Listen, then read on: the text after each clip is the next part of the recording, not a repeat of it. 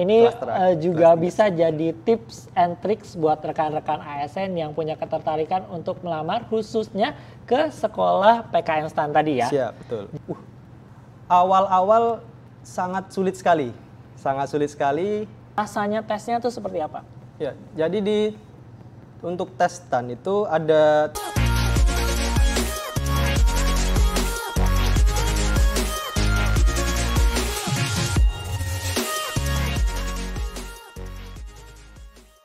Tadi setelah kita ngobrol soal Mas Bagas ini, bagaimana Mas Bagas mendaftarkan diri dan bagaimana Mas Bagas menjalani awal-awal punya ide untuk masuk PK Instan, saya mau ajak rekan ASN juga yang pengen tahu lebih dalam lagi kayak gimana sih sebenarnya kehidupan perkuliahan di PK Instan. Sama nggak ya kalau saya kuliah di PK Instan yang notabene adalah sekolah kedinasan dengan saya memasuki universitas konvensional yang banyak diketahui masyarakat.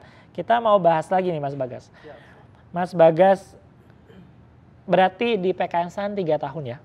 Ya, 3 tahun. Kurang lebih 3 tahun. Suka dukanya apa? Masuk PK Instan. Oke. Gimana? Oke. Suka duka itu lebih ke mungkin pengalaman saya selama di sana ya. Banyakan sukanya apa banyakan dukanya nih? Kasih spoiler dulu nih Mas Bagas nih. Yang jelas lebih banyak sukanya. Oh, lebih banyak sukanya. Gimana Mas Bagas? Dukanya juga beberapa juga ada sih. Sukanya dong, sukanya biar banyak memotivasi rekan ASN yang sedang menyaksikan itu buat oh iya, kayaknya saya cocok nih masuk PK Instan. Apa Mas Bagas sukanya? Oke. Kalau untuk sukanya di sana tempatnya perbaikan kepribadian. Tempatnya perbaikan mental. Nah, pasti teman-teman di sini juga pernah zaman SMA, mungkin ada yang enggak juga ya. Kita namanya istilahnya raja nyontek. Nah, di SMA tuh pasti raja nyontek gitu. Kita ada yang dengan leluasa, ada yang gampang, bahkan berbuat tidak jujur itu hal yang biasa mungkin. Nah, namun di STAN ini selama benar-benar saya masuk itu hal itu sama sekali Enggak ada. Jadi benar-benar kita dilatih benar-benar integritas, dilatih benar-benar mandiri. Nah, di situ kayak mental kita diperkuat di situ. Nah, itu yang membuat saya suka. Jadi pribadi saya di sana ditata lebih baik seperti itu sih. Jadi yang buat teman-teman rekan-rekan ASN yang saat ini masih duduk di bangku sekolah menengah atas, nggak boleh kebiasaan nyontek ya. Iya. Karena kalau masuk PK Instan yang dulunya kebiasaan nyontek ini drop ya langsung ya mental ya. Ketahuan langsung DO. Oh iya? Siap. Ketahuan nyontek itu hal yang paling haram di sana. Ada nggak temen yang mengalami? Ada beberapa banyak. Dan ketahuan nyontek itu azab banget ya kalau di PK Instan. Sangat dilarang di sana. Jadi benar-benar kami dilatih untuk berintegritas seperti itu. Jadi PK Instan juga membentuk insan-insan muda yang bisa lebih baik lagi ya tentunya ya. Betul sekali. Lebih berkarakteristik lagi ya. Jadi ketika memasuki dunia bekerja bisa merefleksikan seorang lulusan PK Instan yang baik. Tadi sukanya, dukanya boleh dikasih nggak? Tapi jangan banyak-banyak, sedikit aja. Siap. Untuk dukanya mungkin ada istilah seperti ini ya. Kita tuh setelah masuk STAN yang paling susah adalah bertahan.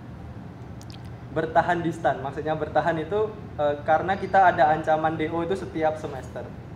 Setiap semester itu ada ancaman DO, apapun itu nilai kita, dari nilai, dari perilaku.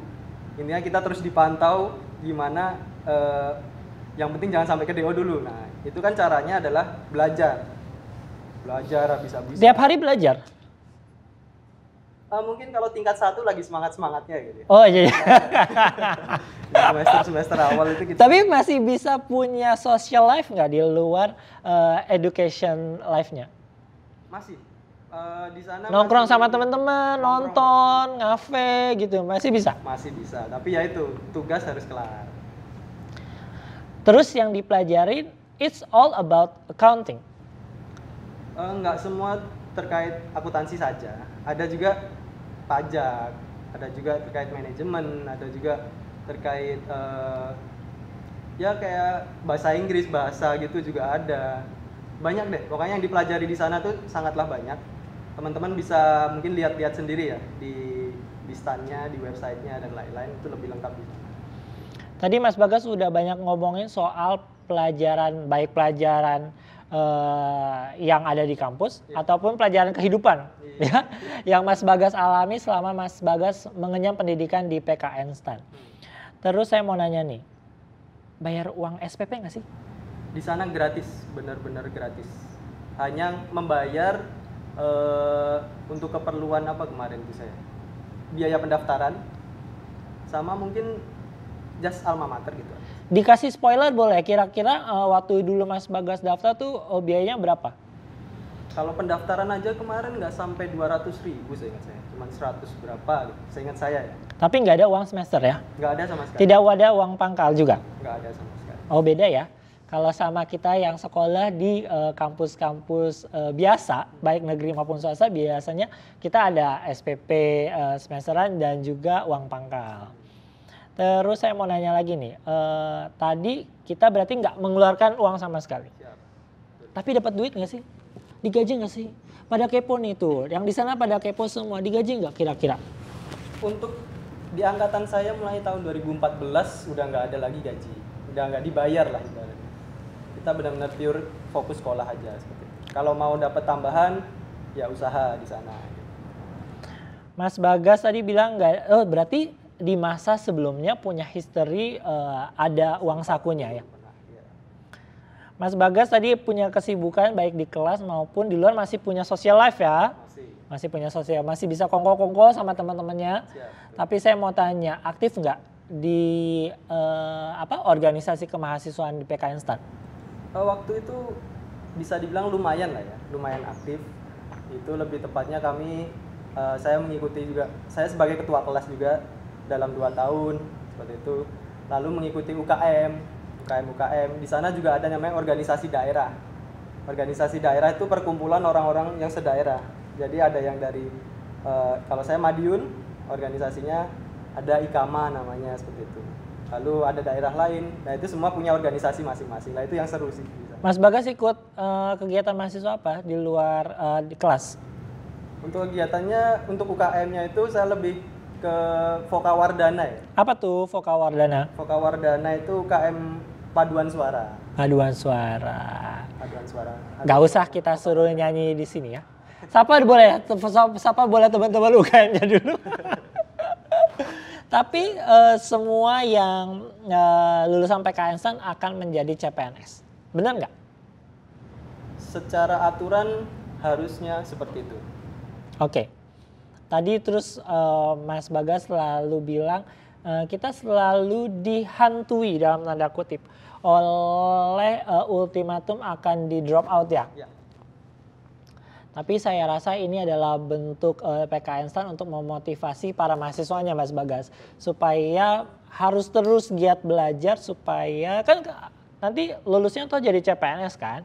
Jadi aparatur sipil negara yang bisa melayani masyarakat dengan baik tentunya. Terus saya mau nanya lagi. Mas Bagas ini dari Madiun? Dari Madiun, betul. Jadi kuliahnya di Jakarta, betul? Di Jakarta, betul. Ngekos? Ngekos. Kos itu termasuk fasilitas dari kampus atau kampus punya fasilitas kayak dorm gitu nggak? Nggak ada. Semua untuk keperluan kehidupan itu di ya masing-masing orang. Jadi kayak ngekos, makan, semuanya udah ditanggung sendiri-sendiri. Terus tadi ngomongin juga soal drop out. Punya batas nggak kira-kira? Oh nilai IPK-nya nih harus 3,9 terus. Atau 3,8 terus kalau nggak mau di DO. Atau punya batas-batas khusus soal nilai? Oke. Mungkin untuk nilai di sana syarat DO. Apa kalau nggak mau ke DO ya? Syarat DO. Kalau nggak mau ke DO di sana, lebih tepatnya sih jangan sampai IP di bawah 2,75. 2,75 itu pas angkatan saya ya. 2,75, lalu ada nilai-nilai sendiri untuk mata kuliah tertentu. Itu yang benar-benar tidak boleh di bawah D. Jadi semisal IP teman-teman ini 3,1, 3,2, tapi ada satu mata kuliah yang dilarang tadi nilainya D, otomatis langsung drop out. Wow. Itu peraturannya lumayan ketat ya Mas Bagas ya? Lumayan ketat. saat itu. Banyak yang gugur kah? Angkatan saya kira-kira masuk sampai keluar yang ke dropout ada 200. Itu seingat saya. Itu satu kondangan berarti ya Mas Bagas ya? 200 loh, banyak banget. Itu kalau dia udah drop out, udah keluar dari PKN Stan, biasanya dari 200 pasti dong ada yang Mas Bagas kenal kan? Siap. Itu mereka biasanya bagaimana mereka melanjutkan hidup mereka? Oke. Untuk teman-teman yang ke drop out, dia dikasih ada pilihan sebenarnya. Maksudnya pilihan itu untuk menebus, dia misal ke drop out di semester 2. Dia ingin menebus transkrip nilainya semester 1 kan, dia tidak ke drop out kan di semester 1. Itu harus bayar. Senilai ada biayanya tiap semester itu yang harus diganti rugi istilahnya ganti rugi. Tapi kalau tidak mau mengambil dan memulai perkuliahan dari awal, itu hak mereka seperti itu. Biasanya memilih untuk masuk universitas yang common berarti, yang konvensional. Kebanyakan teman saya yang sudah ke drop out, mereka memulai dari awal di universitas-universitas Yang konvensional. dan nggak ada yang nebus nilainya. Oh, kalau yang ada yang nebus atau tidak, pribadi saya kurang tahu ya. Oke, jadi biasanya memilih jalan hidup yang lain ya. Iya, betul sekali. Biasanya itu gara-gara IPK. Seringnya gara-gara nilai. Oh, gara-gara nilai. Tapi ada juga karena perilaku juga ada. Itu yang tadi nyontek. Jadi nggak cuman ini ya di atas kertas saja ya, tapi bagaimana kita menunjukkan kepribadian kita itu juga penting berarti. Oh, penting sekali. Oke, kita lanjut lagi ke pertanyaan berikutnya. Sekarang tadi kan udah ngobrolin soal tata cara mendaftar, bagaimana Mas Bagas memenuhi passionnya di PKN Stan, bagaimana Mas Bagas menjalani kehidupannya sebagai mahasiswa di PKN Stan. Sekarang saya mau tanya, setelah lulus dari PKN Stan, apakah otomatis jadi PNS Mas Bagas? Kalau lulus di angkatan saya kemarin, setelah lulus selama 6 semester, selama perkuliahan selesai, itu yang kami lakukan ada namanya ujian kayak seperti daftar PNS. Kita kayak TKD gitu. Tapi dia udah lulus belum? Ini masih lulus kuliahnya, jadi belum menjadi CPNS. Oh, oke. Angkatan saya kemarin seperti itu sistemnya. Jadi setelah 6 semester selesai, UAS terakhir kita lalui, lalu kita harus mengikuti tes itu. Nah, di tes itu kalau kita tidak melewati passing grade, itu kita dianggap tidak lulus dari PKN Stan. Tapi kalau lewat dari passing grade lulus PKN Stan dan diterima CPNS. Siap, seperti itu. Jadi ini satu kesatuan, satu paket. Lulus dari PKN Stan berarti lulus sebagai CPNS. Ya. Kita nggak bisa lulus dari PKN Stan tapi tidak lulus CPNS itu nggak bisa berarti? Tidak bisa. Memang ada pengalaman juga teman saya pribadi.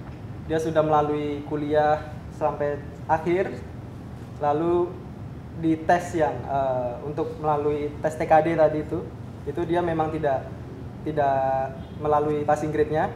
Akhirnya dia dengan berat hati dia harus mengakui bahwa dia ke DO seperti itu. Wah, udah terakhir ke DO. Iya. Gara-gara cuma satu tes doang. Tapi ini harusnya juga jadi motivasi ya buat rekan-rekan ASN supaya lebih, oh iya kalau punya tekad, punya mimpi, saya harus jadi lulusan PKN Stan yang which is kalau kata anak Jakarta Selatan, notabene langsung masuk CPNS, itu harus berjuangnya lebih mati-matian ya. Iya, betul. Nggak cuma belajar di kelas, nggak cuma punya social life yang bagus, tidak cuma aktif di UKM yang tadi, tapi juga harus bisa mempersiapkan diri untuk lulus tes CPNS. Siap. Dan saya tahu lulus tes CPNS itu susah ya. Susah. Ya, dipersiapkan. Makin bagus rankingnya, makin basah kementeriannya, benar nggak sih? Aduh, banyak anak kecil kita masih belum dewasa yang seenaknya sendiri, yang nggak sopan, yang nggak seperti apa. Di sana kita benar-benar dilatih gimana caranya sopan dengan orang yang lebih tua.